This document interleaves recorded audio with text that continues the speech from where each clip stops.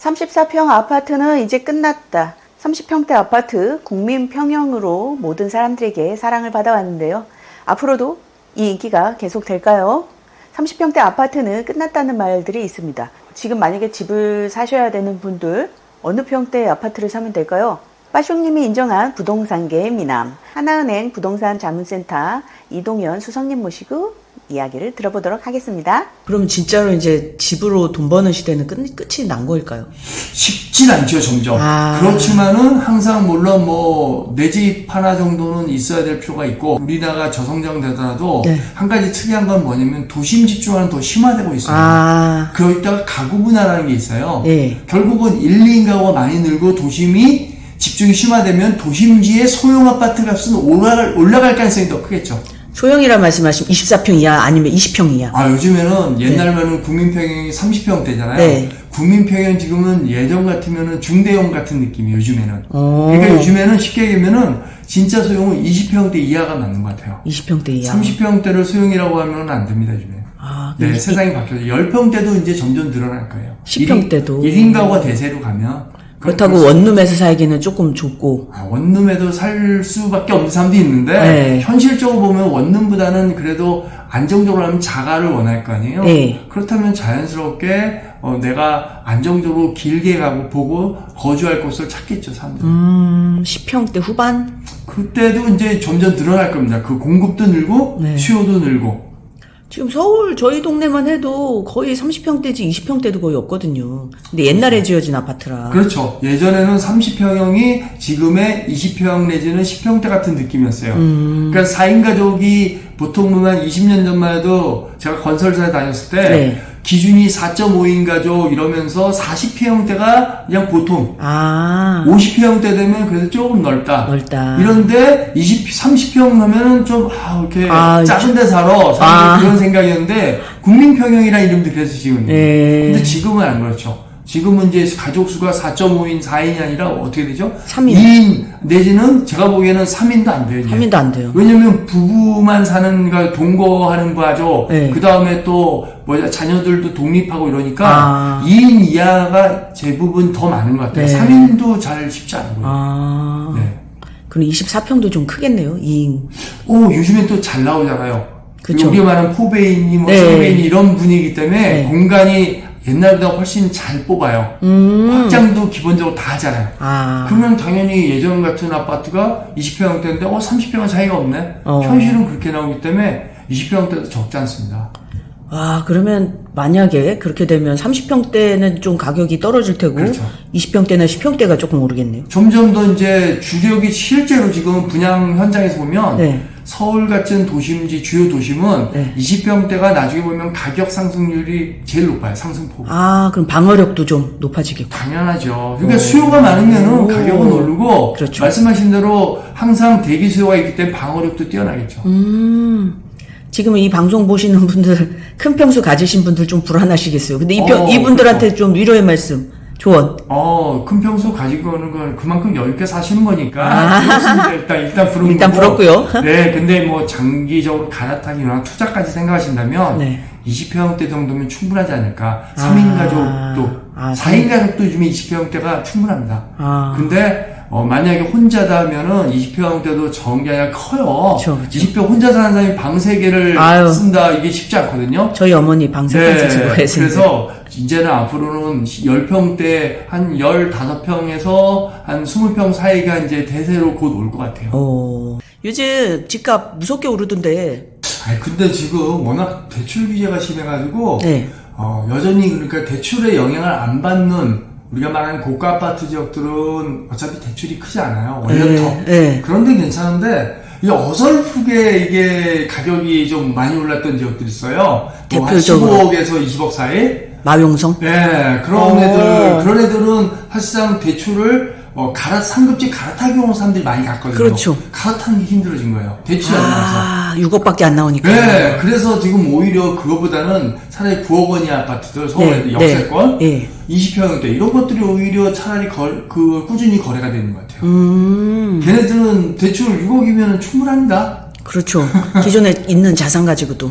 그럼요. 그래서 그게 충분히 되는데, 이 금액이 아주 그러니까 고가 아파트거나 아니면 9억 원 이하 아파트는 대출 규제에 큰 영향을 안 받는데 네. 오히려 그 중간에 있는 우리 서울 아파트 평균 가격이 뭐 12억, 14억 간다는데 네. 거기에서 살짝 왔다 갔다 하는 애들이 지금 사실상은 좀 거래량이 줄었어요. 그러면 이거 대출 규제가 풀리기 전까지는 계속 이대로 나갈까요? 분위기는 좀 당분간은 이렇게 좀 갈 것 같아요. 물론 이제 이게 계속 이렇게 뭐 어떤 대출 규제라는 것도 결국 어느 정도 뭐 이게 계속 약발이 간다는 말은 없잖아요. 네. 그렇지만은 정부에서 또 이제 뭐 어떠한 그 투기 내지는 그 어떻게 보면 투자에 대한 거를 좀 많이 경고를 하고 있어요, 지금도. 그러면 이제 뭐 대출 규제 외에 다른 또 규제 세금이라든지 네. 다른 규제책이 또 나올 수 있겠죠. 요번에 또 대출 금리가 내려지니까 영끌족 또 달려들지 않을까. 지금 영끌족이 한번 영끌했다가 피본 적이 있어요. 네. 지금 영끌은 당분간 이렇게 막 그게 쉽지 않을 것 같아요. 영끌족이 과거에 들어왔을 때 보면은 우리가 직전에 문재인 정부 때였잖아요. 네. 근데 들어왔을 때 보면은 이미 기존 시장에서 기존층들이 그러니까 우리 기성세대들이 많이 부동산에 뛰어들어서 집값이 올라간다고 영끌이 따라갔어요. 지금은 근데 그 정도의 시장이 이렇게 뜨겁게 달아오는 건 아니잖아요. 주식이라든지 아니면 코인 쪽으로 가는 세력이 아직은 더 많지 않을까요? 그쵸. 젊은 층들은. 네. 2030들은 그쪽에 더 관심이 많을 거고, 만약에 부동산이 또 다시 좀 뜨겁게 달아오른다면 그때는 뭐 부동산으로도 다시 영끌적이 들어올 수가 있겠죠. 지금은 근데 그 정도 급은 아니에요. 제가 40대, 50대들 이제 만나고 돌아다니 보면 네. 부동산으로 집 사서 돈 벌던 시대는 지금의 60대가 끝이다. 그 60대가 꿀 빨다 끝났고 지금 50대 이하는 부동산으로 돈 못 번다. 끝났다. 뭐 이렇게 자조적인 말이 많이 들리더라고요. 어떻게 생각하세요? 근데 꿀 빨는 사람도 있지만 젊었을 때도 여전히 무주택자도 많아요.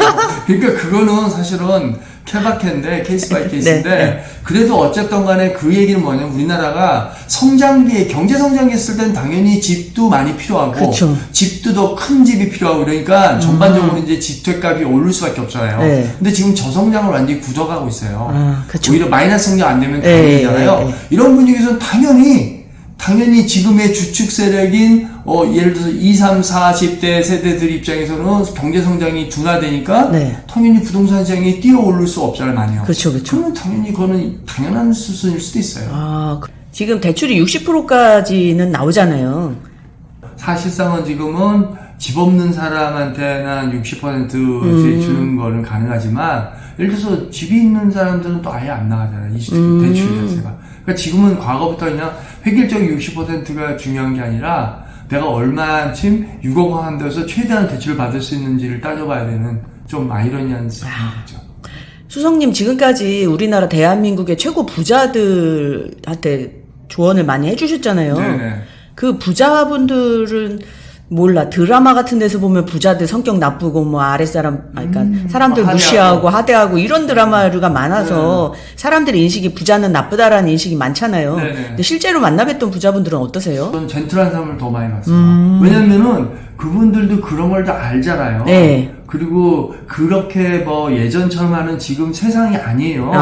지금 뭐 재벌 총수도 잘못해가지고 지금 뭐 하루아침에 추락하는 세상인데 잘못 그런 게 언론타거나 잘못 네네. 소문나면 네. 지금은 이제 그런 사람들이 아니고 그분들 다 똑똑하십니다. 보여주는 데서 대놓고 그렇게 안 합니다. 그러니까 우리가 하는 것보다 훨씬 더 매너를 갖고 나름대로 품위를 유지해서 본인들이 어떻게 보면 사회에 지속적인 그런 어떠한 관심을 좀 받되 네. 반대로 이제 그 역풍을 맞는 거는 항상 조심스러워하는 것 같아요. 오히려 더 그런 게 안 나타나기 더 조심하는 것 같아요. 그러면 친절하시고 적어도 보이는 상황에서 친절한 것 같아요. 네, 그러니까 친절보다도 친절은 아닌데 우리처럼 막 이렇게 막 가는 식으로 인자는 쉽지 않아요. 그런 분은 별로 없어요. 갑질은 없다. 갑질하면 요즘엔 바로 여기서도 민기자도 고발할 것 같고.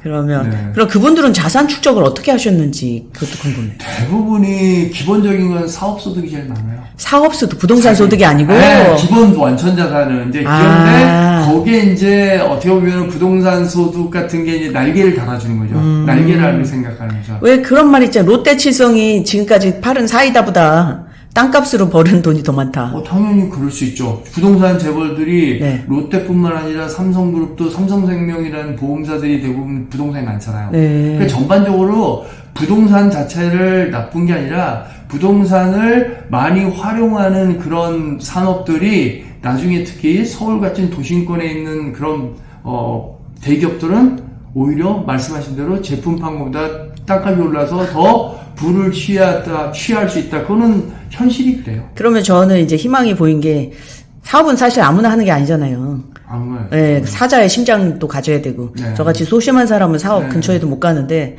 그럼 사업을 안 해도 부동산으로 그래도 돈을 벌 수 있지 않을까 아직. 그게 맞는데 네. 앞지만은 제가 얘기했잖아요. 부동산은 아무리 적어도 시드분위기가 억대잖아요. 서울의 아파트를 지금 표준 가격이 우리 중위 가격이랑 중간 가격이 12억에서 13억 얘기하고 14억 네. 얘기하는데 네.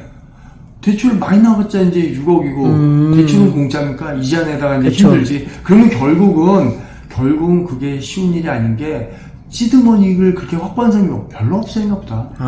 그러니까 이제 대출이 더 안 나오면 더 힘들어진 거예요.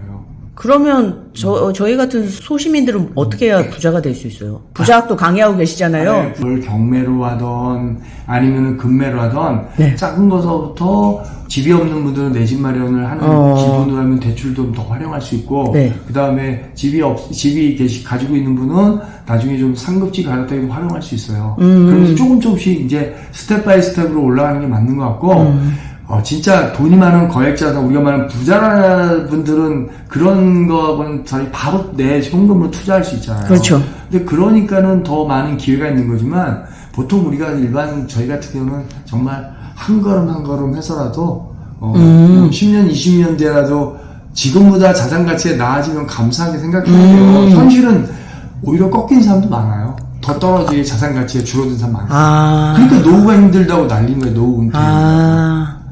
특히 지금 5060 같은 경우에는 상업용 부동산으로도 많이 뛰어들잖아요. 그 퇴직금 가지고. 그래서 인생 말렸죠. 그러면 그냥 잘 모를 때는 주거용으로 하는 게 나을까요? 현실은 지금 내가 잘 아는 주거용에서도 뭐 잘못 들어오면 빌라 들어가면 또 힘들어요. 지금 그래서 제일 무난하게 역세권의 서울의 아파트들 중에서 네. 10평대, 20평대도 좋으니까 역세권을 가가지고 하면은 그게 만약에 아까 말했듯이 만약에 대부분이 9억 원 안 넘을 거예요. 강북권은 네. 7억 원, 6억 원, 뭐 8억 원 이럴 거니까 역세권 소형 아파트는 그런 걸 가지고 내가 자연스럽게 거기서 대출을 일부 활용해도 돼요. 감당할 수 있는 범위 내에서는 그건 충분히 가능하겠죠. 그런 거는. 근데 그런 걸로 해가지고 어느 정도 시드머니가 더 확보되고 더 넓어지면 그때 그리고 나서 갈아타기로 가서 나도 좋은 아파트를 조금씩 이렇게 노려보는 게 갈아타기 계속. 처음부터 만약에 예전에 만약에 우리가 20억짜리 아파트 샀는데 대출이 뭐 15억, 17억 이렇게 나왔다 했다. 그거 잘못하면 더 꼬여요. 그렇게 해가지고 이자 감당하는 것도 쉽지 않고. 그렇죠.